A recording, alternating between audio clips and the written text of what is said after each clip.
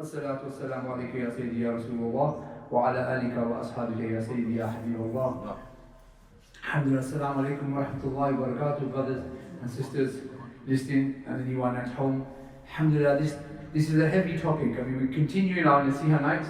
Inshallah, every Wednesday we'll inshallah continue it. But this topic tonight, the sins of the tongue, it's a wide topic, and it's from the major thing is it's from the kabair, the major sins, not from the minor sins. But it's the sin that we take so lightly. You know, if you survey people and you ask them what are the major sins in Islam, they will say fornication, adultery, murder, drinking alcohol. You know, these things we all agree on, these are major, and anyone, if you think, anyone indulging those major actions, you wouldn't see them in the masjid. You wouldn't see them frequent the masjid. But we could have people equal, the sin is as major as those sins, this sin of the tongue. Whether it's riba and namima, we'll talk about these, whether it's backbiting or slander, but they could be 5-time namazim.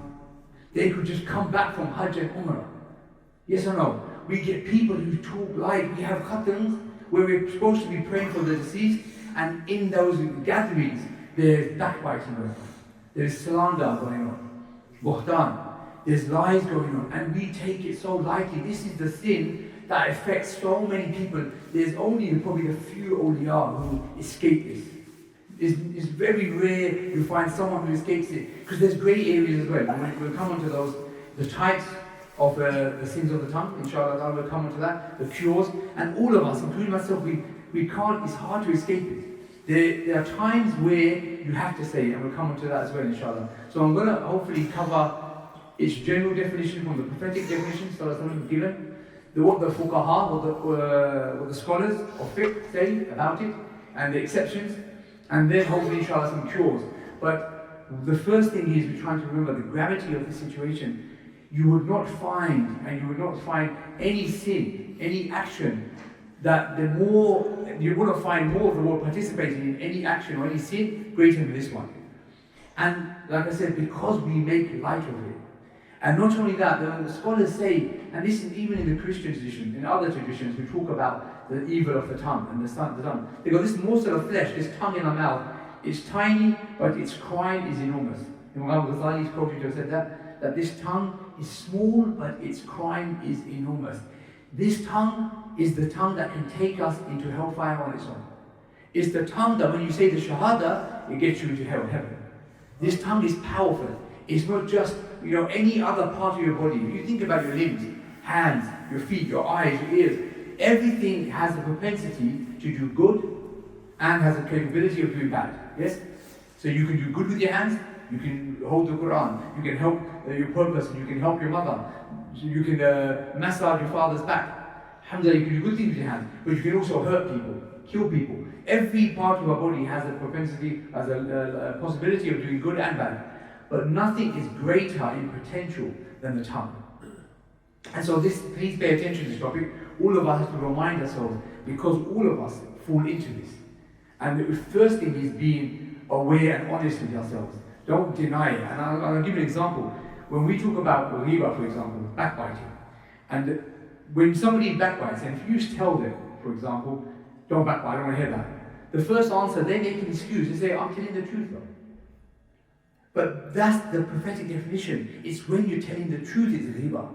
Not lying. If you lie, it's called buhtan, slander. It's even worse. It is the truth. If I say about someone, oh, that person's short, or that person's not that smart, or that person, I'll say something about them that they don't like. That's riba. It might be true. You can't defend yourself by saying it's the truth. That is what riba is. And the problem is, you see our response is not to say, I raise my hands up, I put my hands up, I made a mistake. Instead of that, shaitan makes us, and our ego doesn't like to be wrong. Our own nafs doesn't like to be called, you're wrong, I pointed you out, you made a mistake. Instead of saying humbly, astaghfirullah, I shouldn't have said that. Instead of that, we make an excuse. And then the second excuse, if somebody says, that is riba, it's the truth, but they will not like it. Then the second excuse is, how do you know they won't like it? They might like it. That's the second excuse. And another one they might use that, I didn't mean anything bad by it. So instead of saying, oh, I'm upset that I shouldn't have said what I said, admit you're wrong. They try and cover it up, and we do this. This is our nafs, our problem of our ego. We would try and cover it up and say, I didn't mean anything bad by it. My intention wasn't bad. And we all know every action, judge, and intention. But in this case, it doesn't matter. When you do an action, intention is paramount. Yes, you do one action, depending on your intention, your action is judged, as the prophetic hadith says. But this one is not that. This one goes in the hadith. The Prophet said, that it is the backbiting. What it is if you mention your brother and he would not like it, what you mentioned. So it's not up to you. You didn't mean to be bad. It's up to that person. Had that person been standing there and heard what you said, they wouldn't like it. So you could say, I didn't mean anything bad by it. You could say, I had no bad intention. Or they might not like it, but you don't know what they're thinking. If they were a fly on the wall, or they had overheard you say something, even as small as, for example, somebody might have failed a test, and you say, you're telling somebody, they're like, I don't want, why are you exposing me? Why are you telling people about, I don't want people to know? Or someone tripped up, for example. And again, this is where the fine line comes in. And it's hard to separate, where you say, I'm joking, I'm having banter, that person will not mind. This is where you have to be very careful. And the ulama always say, err on the side of caution. Why? Because this is a kaba'ir, a kabira guna, a major sin, not a small one. So we have to, but the thing is though, and I'll come on to other forms in a minute. The first, as I mentioned, the hadith, the prophetic definition, as the Prophet said, is to mention your brother in a way that he will not like you. And sister, it obviously applies both ways, brother, sister, whoever you mention, in a way that they will not like you. And then the fuqaha add exceptions to this. And I'm going to come on to later on there's three types of the sins of the tongue. Ghiba is one we're going to cover just now, which is backbiting. Namima is another one, which is malicious gossip. Always talking about other people, what he said, what she said, in a way that brings trouble between brothers. And then there's buhtan, which is lying. So with the namima, which is the gossip, you're saying things somebody actually said, but you could twist it. You could say something that person might have said something, but you're telling the next person and they'll get upset by it. So that is malicious gossip. This is also condemned. And then there's buhtan, outright lying, slander. And we'll come on to those. But for ghiba, for now, the ulama add an extension to the hadith the Prophet said. Because the Prophet said hadith is clear cut. It says, if you say something that your brother will not like, it's ghiba. Even the case, and it's very subtle, one case where someone came to the Prophet and as they walked away, as Sayyidah Aisha, his wife, she looked and she done an indication to say, that person's quite short. Didn't say it, just made an indication to the Prophet. And it was an observation. And the Prophet said, you have done ghiba on that person. And she, obviously her intention, Sayyidah Aisha, her intention is not going to be bad at all, no doubt. But he said, the Prophet knows what people will feel like, he knows that. But for us to say, would that person like this comment I made? And it's easy to understand. We think if you praise someone, that person is beautiful, that person looks really strong, that person's kind. Anything you say good, you know is a good comment. And so you're likely to be safe because that person's not going to feel bad by it. But if you say something negative, derogatory, something you might think, actually this can be seen as a negative comment, you have to stay away from it. And it's very hard because we do it all the time. And this is something we have to constantly remind ourselves. And I'll come on to some methods that the Sahaba used to implement to try and remind themselves and keep away from this. But we have first anything that person won't like. But there's some exceptions. So the ulama said, in extension to this, there's some cases where you have to do it. Not have to do riba, but you have to tell something that person might not like. And the first, there's a list of things. For example, the dhulm first, oppression.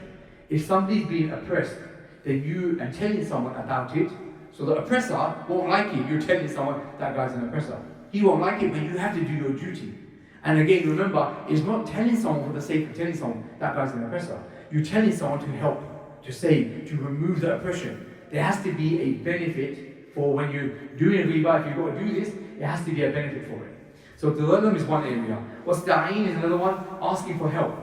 For somebody needs help, you might need to say something that they might not want to see. An example maybe if somebody's has a medical condition or something embarrassing that they don't want to talk about, but they literally need help, and you go to the doctor and talk about it and say, my friend's got this problem, you need to help them.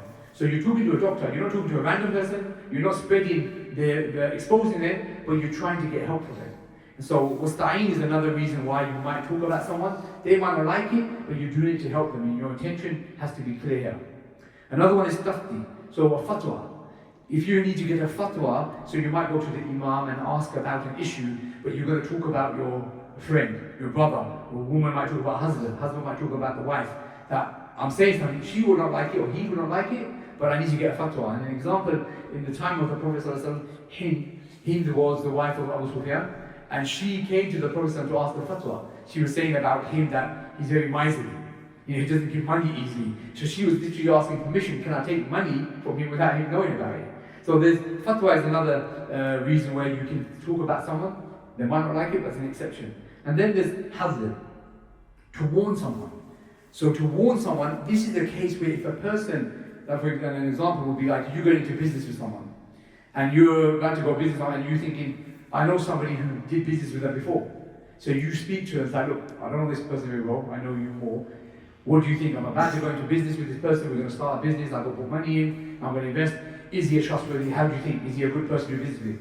Then you're obligated to defend, if there's a need to say that person is a problem, for example, say he's not trustworthy with money, whatever, you need to then say your piece, even though they will not like it. So to warn someone, and again, the scholars add, you can't add anything extra. So you come to me and say, is this person good? And I say, no, he's not good for business, but also he goes clubbing, or he's got a girlfriend. I start adding a few more things. That's riba. It wasn't relevant to the conversation. They were asking about the business, and you've got to stick to that point, not add, because you might be, look, man, he done something to me, and you want to let out all the grievances that you had to this person. That's gone too far. You're now entering into riba. So the point is warning, but you have to stick within your bounds. And again, whoever you ask has to be a relevant person to help.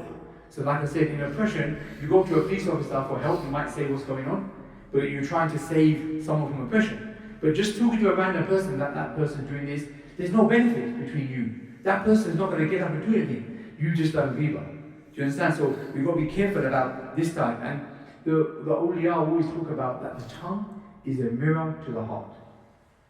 So what is in the heart, the reality is the heart. But what's in the heart, what occupies the heart, comes out in the tongue. If your heart is filthy, we swear a lot. We'll talk about bad things. We'll talk about things that are occupying our heart, because the mouth is just that voice box basically that projects what's in the heart. But at the same time, it works both ways. If we polish the mirror, then the reality, if you polish the tongue, the heart inshallah will get impacted by it as well. So we control what comes out, that would then, is a two-way relationship. It will then hopefully impact the heart, and inshallah will improve. So our heart is the main thing and the funny thing is, when people talk about other people in a bad way, it's not a reflection. You might say something bad about somebody else, but it's a reflection on you, on your state. You're actually exposing yourself. If somebody can't see anything good in people, always finding flaws that I'm better than that person, that one's rubbish, oh, he done something good, but there's this flaw in it. We're always finding faults in people. That's a reflection of our low character, not on that person. But we don't think that. We think we're winning or tell people. And you'll find people around you might appease you, but they don't. The reality is known by people. And one thing here, I'm talking about people talking. There's the duty on the one listening as well to speak up. If you're a friend, someone talking about your friend, you can't stay quiet, because the poison is being uttered by the person doing riba, but you are the vessel receiving that poison. So it affects you as well. It's like the poison coming out into the cup, you're the cup receiving it. You have to speak out, because the one listening to it is also impacted. And you are participating in riba, you are participating in backbiting. If you don't speak out against it, leave the room, say I don't want to hear anymore. Stop them early before it gets too far. Many times we find ourselves, look, there's too many people here, someone's talking about it, if I stand up, everyone's going to look at me. And it's the sign of end of time, that where things are opposite. The one trying to do good is made to feel awkward. The one doing bad, or the people doing bad, they're fine. But the one trying to do Islam, trying to give good advice and trying to stop, they're the ones that are being put pressure on. So, we have to be brave and strong enough to speak up. And the main thing is, also you'll see, many times we can know the state of our hearts when we're angry, frustrated, under stress, because that's when what comes out on our tongue shows what's in our heart. But when you're in your own comfort zone, or somebody gets you angry, and then we start effing and blinding, then you realize you know what's going on. Then you see, actually, this is my state. So we have to assess ourselves in those situations and be honest about it and realize how we need to change. And so the other thing is, there's a hadith the Prophet mentioned about munafiq, about hypocrites. And so someone said, ayatul munafiqi thalath. There's 3 signs of the hypocrite. إذا حدث كذب وإذا وعد أخلف وإذا أتمنى خان. So he said, and 2 of these 3 signs are related to the tongue. So the first one, he says, when he speaks, he lies. That's from the tongue. When he makes a promise, he breaks it. وَإِذَا وَعَدَ أَخْلَفَ. He breaks the promise. And when he has given amana, when he's given a trust, he's unfaithful. That's the third one. But the 2 of them, you see, are both related to the tongue. And they're 2 of the signs of hypocrisy. And then there's another hadith, in Bukhari Sharif mentioned, a third one is when he argues, he's wicked. Literally, he's the funny thing is, somebody argues, nowadays, if you win an argument, you brutally destroy someone, you're seen as the hero. People praise that. But that's one of the signs of hypocrisy. That you go literally foul with your language, you don't let go, you never give up. You keep shouting, you keep fighting until you win. You scream and try and overpower the person. So, and again, use swears and slurs and then start lying. So in the argumentation, that's also one of the signs of hypocrisy. The Prophet said, if you have all these signs, you're a complete hypocrite. If you have one of these, less than all of them, then you have a part of nifaq. Nifaq meaning hypocrisy. But let me just add a side note. When we talk about nifaq or hypocrisy, there's 2 types. There's nifaq al-i'tiqadi and nifaq al-amali. So one is belief, hypocrisy in belief. And nifaq al-amali is hypocrisy in actions.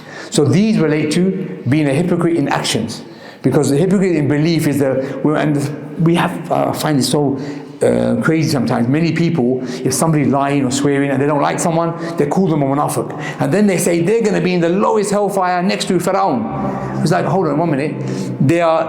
These signs are hypocrisy, no doubt. But they're of action, not of aqidah, not belief. The ones in the lowest hellfire are the ones who, in the time of the Prophet, they used to hang with the Muslims, sit amongst them, but they didn't believe. They were spying, literally, jasus. They were spying on the Muslims to find out what's going on, and then go tell the kuffar, this is what the Muslims are planning, this is what they're talking about. So those were the ones who used to hug, do musafa, outwardly pray, but didn't believe inside. That's a different level. Alhamdulillah, no one's here, or we don't frequent those type of people. There might be people in this spying, and you few far between. The common situation is those who swear and, like I said, do the nifaq of actions. So don't equate the 2. Don't put people who swear bad, even though it's wrong, no doubt, it's a major problem. Don't stick them in the lowest hellfire with the ones who, there is a difference between. So maintain that, inshallah. But one of the things that the scholars talk about trying to withhold. Actually, what I should, before I come to that, in the Quran, Surah Humaza is the most famous one. When people think about backbiting, Surah Humaza means the backbiter, the slanderer. But that surah is predominantly, or most of it is about greed. Essentially, the first line, وَيْلٌ لِكُلِّ هُمَزَةٍ لُمَزَةٍ, it mentions 2 words, humaza and lumaza. 2 words are both related to slandering, constantly defaming, backbiting. They are linked into those words. And it starts with wail as well. Woe to Allah Ta'ala curses these people. And Allah Ta'ala only starts 2 surahs in the whole Quran with wail. One is Wailul Mutaffifin, and then the other one is both in the 30th parah, and then this one. And it's a major, when you think about it, Allah Ta'ala is doing it. Many of you heard this hadith, that beware of the dua of the victim, of the one who's oppressed. So when you're oppressing, Allah Ta'ala is very close to that person. So if you're oppressing, the people oppressing the people, the ones who are oppressed, He makes dua against you, you're finished. Allah Ta'ala is very close to the ones who are oppressed, and we have to be very careful of their dua. But then above them, you've got the dua of the angels who will curse you. So this is a person who's been oppressed might curse you. So you've got to try and avoid oppressing. The angels cursing you, but then the greatest, Allah Ta'ala cursing you. So the one who gets oppressed by backbiting and by slandering, Allah Ta'ala comes to their defense and says, وَيْلٌ لِكُلِّ هُمَزَةٍ لُمَزَةٍ. Allah Ta'ala does the curse on you. So forget their oppression or their curse on you. Allah Ta'ala is doing. So we have to be very careful about that. The two words here, by the way, and again, we maybe have another time to cover this surah in particular, because it relates to greed. I mean, it's interesting to know when you read the first surah, the first line, and it says, "Cursed be, woe to the people, humaza and lumaza, and alladhi jama'a malan wa addada." It goes straight on to saying, those people who accumulate their wealth and count it. Greedily accumulate the wealth, they're so greedy about it, and they count it. It doesn't say it as like there's two separate people, groups of people. It literally says, those people who, woe to those people who backbite, slander, etc. And literally those, and it says those people who accumulate, like all the people who accumulate their wealth and count it, are those who backbite and slander and defame. They're the same people. And one thing, because Christmas has just gone past and kids in school are doing the Christmas Carol, you might know the Ebenezer Scrooge story. The Scrooge is an ideal depiction of that type of person, which, like I said, in other madhahibs, in other traditions, religions also have this. That person who literally cannot help anyone else, only want to count the money, and stingy beyond belief. And in his character, Ebenezer Scrooge, he also does the same type of idea. He always counts money. He accumulates it. Anyone coming to him, there was a charity some guys came to for poor children, and he's already saying, why don't those children work? Straight away talking down against children. You guys, I don't know what you do with the money. Every year you come, how much money do you need? He's talking bad about people, always finding flaws, never want to give. When they walked away, he was again backbiting them, talking against them, why they keep coming to me. They got nothing better to do. Those children should be, they need a good stick to control, make them work, etc. So there's all that bad backbiting and slandering and bad looking down, arrogance against everyone else. So it's Allah Ta'ala has given that those people who are that greedy have that character flaw, which is there, and they're linked. But just before we move on to the another ayah in Surah Hujurat, which covers backbiting in a bit more detail, this one, the two words, humaz and lumaza, they're basically qarib al-ma'na, they're basically similar in Arabic, similar words. The subtle differences between them, humaza is what you do behind somebody's back, like backbiting, and lumaza is generally in front of someone, to their face. You do it to the face. And also the humaza is like subtle, and that one's more explicit. Lumaza is more explicit. But both words, in English, there's many words that would come under this. And one of the things I'll read in the list of words that would come under this, and it will be backbiting naturally. We're talking about arrogance, conceit, being disrespectful, being insensitive. All of these words, when you're being insensitive to someone, these words come under that. So we have to be careful about how our relationship is with other people, how our relationship is with other people, family, friends, etc. Are we disrespectful, arrogant, conceit? Do we have conceit? Are we sensitive to their feelings, their needs? So all of these things are related to these words. In Surah Hujurat, Allah Ta'ala mentions this, first he mentions about spying on people. So he mentions about the people, this ayat number 12 in Surah Hujurat, it covers the famous thing that everyone knows about when you backbite is would you like eating the flesh of your dead brother? So it mentions dead brother, Meta. So it says, would you like it? And then it says, you would hate it.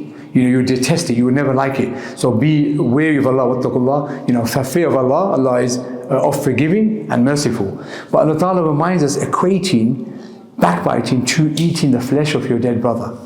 Yeah, and this is not found in other tradition. It's a very extreme thing. One thing we have to do, and this is the thing we have to remember when it comes to these things, the severity of the sin, the fact that Allah Ta'ala cursed the people who engage in this, and then how easy it is for us to slip into it. And so one of the things that, again, scholars talk about, and Imam Ghazali mentions this as well when he's talking about qasr ash-shahwatayn, the breaking the two desires.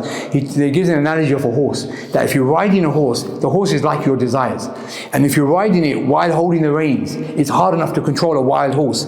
But if you let go and give in to your desires and let it go, and then you fall off it, imagine trying to ride it from off grabbing onto its tail or its hooves. It's impossible. Once you let it go, you're not going to bring it back.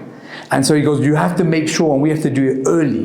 When we see it coming up, we have to be aware of anyone backbiting, possibly saying something that somebody won't like, and stop it early. This is a very hard thing, and it's awkward, but you'll get the reward for it. Even though someone might say, look, man's trying to make out he's religious. Why is he stopping me? And that's what happens, especially youngsters. You amongst friends, everyone's joking about someone. And it is a problem because shaitan instigates this, but everyone has that same desire, I want to be funny. And I find it amongst the youngsters many times. They're together, whoever's not there, they joke about the other person. Whoever's not there. And the funny thing is, if they joke about who's not there, when you're not there, they're probably joking about you. But it's the same thing. And then about each other. It's not just about behind someone's back. In front of someone, if you always ridicule someone, instead of saying good things, because for youngsters especially, it's cringy. It's a cringe if you say, oh, mashallah, you look good today, or you're looking strong. Sometimes it's alright if they say it in a mature way. But often, it's cringy to say a nice thing. But in a bad thing, it's funny. I'm being funny. And then they get popular. And this, you have to remember that you're actually engaging in one of the sins of the tongue. And you have to, because insulting someone, as I mentioned, humaza, lumaza, have amongst them being disrespectful, being arrogant, often, praising yourself, I'm better than you. Those are also sins of the tongue. And I'm going to give a list actually. There's a list that the ulama mentioned that the key things that we need to be worried about, from guarded about speech. So lying, I already mentioned the hadith of the 3. So lying, breaking promises, speaking ill of others and slandering. They're the 3 that we mentioned. But also arguing, wrangling, disputing with others without clear benefit. So there's no benefit at the end of it. Or if you think it's going to get out of hand, then it's just better to stop anyway. Self-justification or self-praise in a way that leads to arrogance. So you praise yourself, I'm better, and we again, kids always do that. I'm better than the other person. Always saying, somebody says, I beat you in this, or this, my one looks better than yours in terms of drawing or whatever they're doing. Then they're literally competitive mode. And we've got to be worried about what leads to arrogance. Cursing or using foul language. Invoking evil on creatures, even if they're your worst enemies. So there's one thing about, as you mentioned, the oppressed person, if they speak against their oppressor, that's a different thing. Making dua for safety. But making dua on somebody to disfigure them, in a bad way, this shouldn't be done. We should hold that. And then the 8th one, this is, like I said, the hard one, joking, ridiculing, scoffing at people in a way that hurts their feelings. Because again, we use the same argument. I'm just joking. That person's being hurt, but I'm joking. It doesn't matter if you're joking, you hurt the other person. So we've got to be careful about that as well. Then I'm going to go on to, because obviously time-wise, we're going to try and keep this. One of the Prophet said in a hadith, he mentioned that a person may utter a word that he thinks is harmless, but it results in him falling the depth of 70 years into the hellfire. 70 years, sab'ina khayra, it goes, kharifa. It says 70 years falling. You can imagine the size of hell. When you skydive from 10,000 feet, you take a few minutes to reach the ground. This is 70 years of falling into the depths of hellfire. So the people at the lowest hellfire are the blasphemers. The blasphemers. So we got to be careful about, this is the person mentioned it in a way that you may utter a word that he thinks is harmless. So not even something that is major. You don't think it is harmless, but it could take you that far down into the hellfire. So this is where we have to be extra careful. I want time for, I want to go into the solutions, but I'll quickly briefly touch on one point on buhtan. So we've done ghiba mainly. Actually, malicious gossip, there's a hadith in Bukhari Sharif where the Prophet mentioned he was walking past a grave. And he walked past 2 graves, and I think many of you heard this story. And he said 2 people are being punished for something that they could easily avoided. One of them was being punished for namima, malicious gossip, saying this person said that person said, the malicious gossip, and starting trouble between brothers.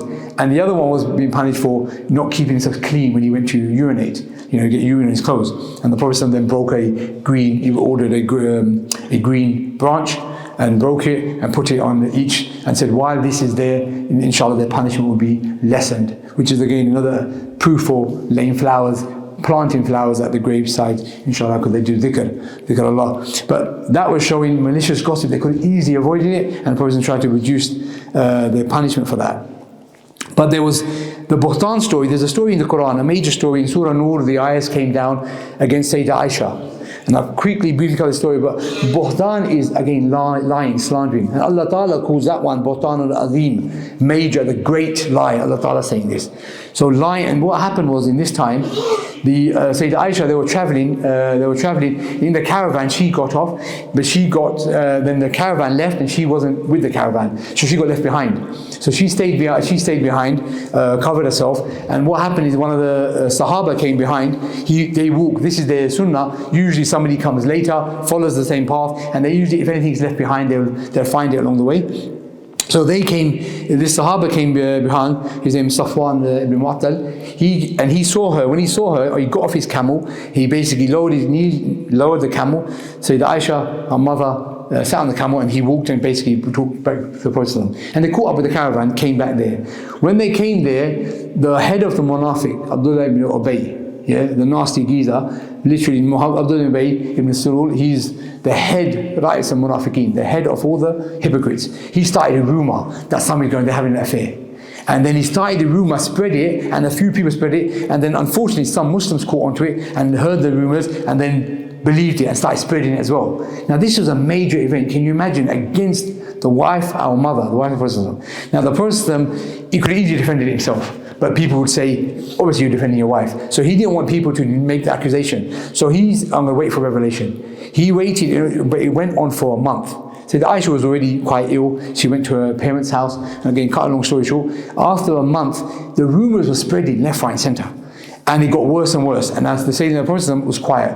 I mean, many Sahaba went to the Prophet and said, look, Ya Rasulullah, they gave their defense of Sayyidina Aisha, that Allah Ta'ala doesn't let a fly sit on you. How would He give you a wife that's impure? You are the purest of pure women. But within this time, this month period, those categories of people who speak about things became apparent. So I'm going to give you the categories of people. One of the people is the ones who don't talk about it at all. So they literally don't want to hear about it. So you try and say something to them, they just walk away. They don't want to hear it. They're one category of people. They're a safest category. There's another group of people who would hear it, might talk about it, but would defend it secretly and not spread it further. An example was Hazrat Ayyub Ansari. His wife told him about, have you heard about it? And he said to her, would you ever do something like that? She said no. He said, when she would never do it because she's better than you. So this is obviously, I say that Ayyub Ansari defending it, and they didn't spread it any further, which is again, that's how we should be. Then there's people who talk about it and spread it, and they're the worst type of people. And then actually the worst after them, the most worst is the one who started it in the first place. Naturally, Abdullah ibn Ubay. So there's a few who started themselves, they're going to have, and Allah Ta'ala says in the ayats that those people who involved in it will have their share of the sin according to their actions. So the one who started it will have the most. And Allah Ta'ala said that about him. He'll have the most. And everyone else had a share will get a share of that sin. So that was a major part. The ayats came down, 10 ayats came down, vindicated, and the Pak Damini of Sayyidah Aisha. Let me tell you an amazing story about Abu Bakr Siddiq. One of his relatives, Mr. Ibn Uthatha, he's a relative of Abu Bakr Siddiq, and he's not only a relative, Abu Bakr Siddiq was actually helping him financially, supporting his family, and used to give him money financially, regularly. He was spreading and actually involved in spreading his filth. And so you can imagine how much it hurt Abu Bakr Siddiq. Not only is he a relative, he's helping him. But as the Muslims didn't stop paying him, he still helped him. When the ayats came down, like I said, it was a month later, when the ayats came down, saying Abu Bakr took an oath, I'm not going to give him any money anymore. He spread filth about, and the ayats come down, and then ayat number 22, this was ayats number 11 to 21 came down in defense of Sayyidah Aisha. Ayat number 22 came down after that. And ayat number 22 explained, and I'll, again briefly, ayat 22 mentioned that forgive, basically Allah Ta'ala telling Sayyidina Abu Bakr Siddiq and telling everyone, but Sayyidina Abu Bakr Siddiq in particular, that those who have wealth, Allah Ta'ala has graced you with wealth, don't stop from giving your kinsmen, your family, and the masakin, the poor, and those who leave their homes in the cause of Allah. And Allah, you could forgive, pardon them, and move on. Do you want Allah Ta'ala to forgive you? And he mentioned that, and Sayyidina Abu Bakr Siddiq said, of course I want Allah Ta'ala to forgive me. And not only did he start paying him, he gave him in a more liberal fashion, gave him more money than before. This is the azmat of Sayyidina Abu Bakr Siddiq. Can you imagine? Giving it to someone who was insulting and literally involved in this. But that's, mashallah, a different level. Amazing, different level. I'm going to try and wrap up. Different level of taqwa that Sayyidina Abu Bakr Siddiq had. But remember, Allah Ta'ala mentioned this, and he said this is the worst kind, of the people who are going to participate in this will all have a share in it. So spreading lies about anyone being involved in it is the worst kind. Buhtan is worse than riba. And like I said, riba is truth, something true you say, but they will not like it.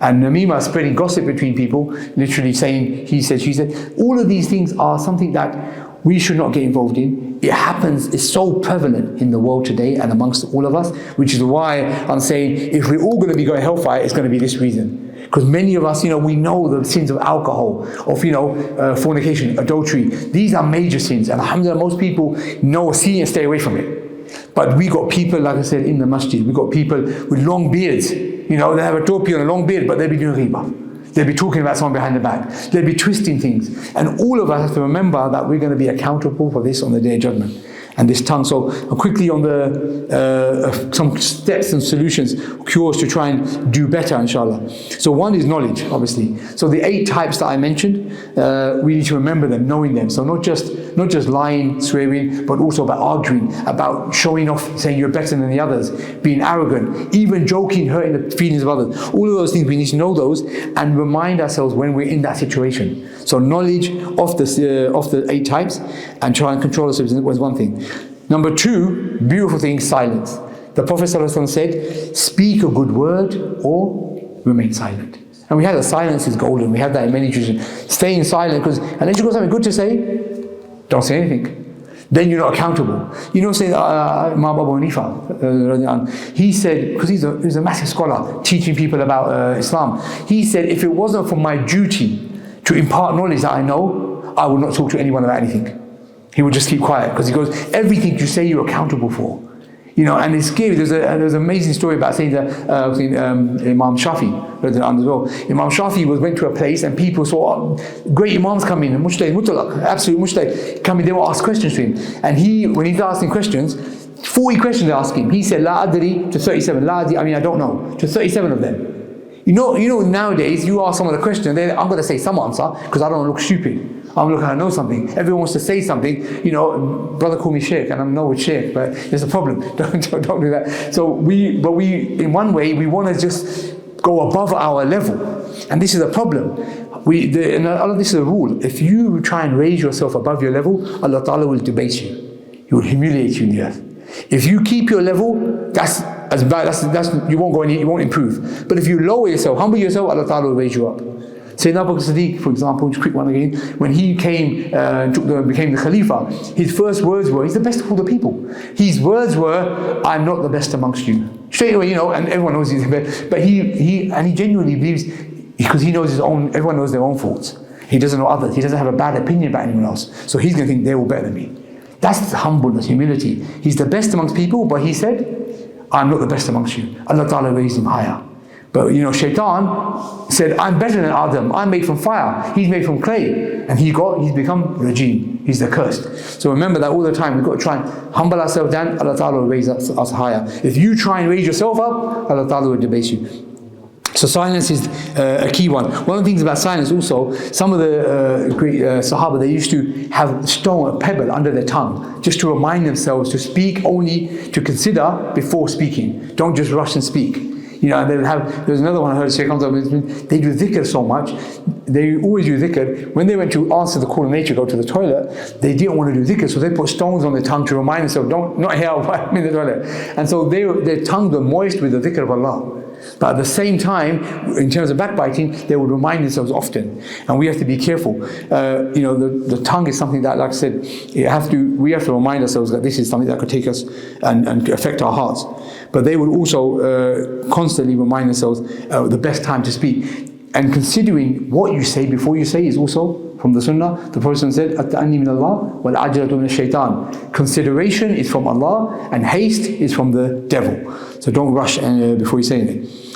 Number 3, fasting. Fasting also, because fasting by its nature teaches us restraint. So if you teach you restraint, you go without food and water, which is essential for our body. Then going out without backbiting and ridiculing, that's not essential for us. That's just banter, that's something extra, we don't need that. If we can go without necessity, we can go out without these extra things, inshallah. So fasting is also. And then your company you keep, change your surroundings. If you keep company that always do this, then you're in the wrong company. Either you try and correct them or you leave them. Because in one way, either if you don't correct them, you're going to be consumed by them and you're going to be doing exactly what they're doing. There's a few people that can really stay in bad company and remain good themselves. they're going to be as the company they keep. Unfortunately, sometimes you've got cousins and brothers and family members that are doing the same thing. But then there has to be some strong, brave ones amongst them that takes the lead. And the one who takes the lead will get the most reward. And then naturally, dhikr Allah, remembering Allah, cloaking our tongue, like I said, keeping it, as I mentioned with the Sahaba, keeping that moist. And you know, again, my own fault, when I was younger, college, even before college days, it was swearing was commonplace. With friends, we used to swear almost every other line. It wasn't thought of any bad way. So that's why I'm saying with youngsters, they've got to be consciously aware of it. But then as you get more mature, you start praying, when you start doing things more regular, you realize, I shouldn't be doing this. Then it gets to the point where it feels awkward to swear. And when somebody else swears, you think it automatically feels bad. You detest it in your heart. But unless you condition yourself to do that, if you're in an environment, and an example someone gave, if you go to a house that stinks, imagine you go to a house that's never been opened, rotting bodies, whatever, it's got feces in there, it would stink. As soon as you open the door, you might almost pass out. That's how bad the smell is. But when you go inside, you stay in there for 10 minutes, you won't smell it anymore. 20 minutes. You stay in there for a day, you think the smell's gone. No, you just got used to it. You got acclimatized to it. The filth around you has become part. You're used to it. Only when you come out, smell fresh air, come outside, then go back in, you realize the smell's still there. And this is like same with company. If you're with nasty company, you're going to be part of that. You're going to get used to it. You're not going to see it as bad anymore. You need to come away, go with good company. And this is why the suhbah, the closeness of the awliya and the ulama, them is a major part of our life. It should be, especially with youngsters. There should be that connection with good people in the masajid, hearing things about the Prophet ﷺ and about how the best way should be, how you should live. And then when you go back to your friends, you will see where things are wrong. It'll be easier. And then hopefully, inshallah, we're also brave enough to speak out against it. So there's a lot more to say, but I don't want to run over time. So inshallah, I'll end this book. وَمَا عَلَيْنَا إِلَّا الْبَلَاغُ الْمُبِينَ. We're doing dua, we're going to do question and answers at the back here. Alhamdulillah. Should we go straight to the back and do dua here? بسم الله وصلى سيدنا مولانا محمد وعلى سيدنا مولانا محمد وبارك وسلم ورب اغفر وارحم وانت خير الراحمين لا اله الا انت سبحانك اني كنت من الظالمين ربي ارحمهما كما ربياني صغيرا ربي ارحمهما كما ربياني صغيرا لي خمسة نطفي بها حلال وباء الحاتمة المصطفى والمرتضى وبناهما والفاطمة وصلى على سيدنا مولانا محمد وعلى اله وصحبه وسلم سبحان ربك رب العزة عما يصفون وسلام على المرسلين والحمد لله رب العالمين برحمتك يا ارحم الراحمين.